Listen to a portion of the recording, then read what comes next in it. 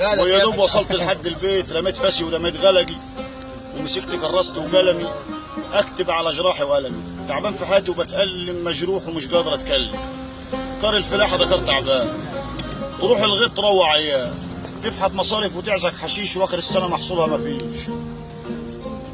مسكين يا فلاح يا مزارع، بتعدي عليك السنه قالع، لا جيت في مره لبست نضيف ولا عمرك مره كلت نضيف والمش على قلبك والع. المش هو صديق عمرك، حاكم في نفسك وفي امرك. في عز البرد تروح الغيط وصاحب الملك نايم في البيت، تقلع وتنزل في الطينه وتقول يا رب قويني. انت صاحي الفجريه وصاحب الملك جاي لك الظهريه. جاي كوش جلابيه وفارد على راس شمسيه، يقول لك حش المصارف حش الطرعه، ما يسيبلكش في الارض اكل ولا مرع، ولو خدت يوم نعش الغيط يعمل لك فيها نار ولع. اخر السنه تلاقيه بيضحك كده وجاي عليك ما انت ما عليكش حاجه، يقول لك يلا نتحاسب، يجيب دفاتره واوراقه وكلامه يحلى واخلاقه.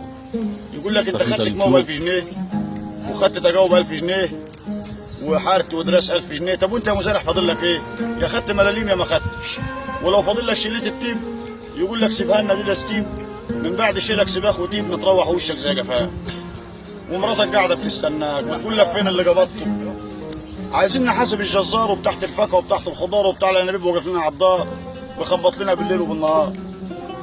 حملك تقول يا ابو الصغار زرعك يا ريتك ما زرعته.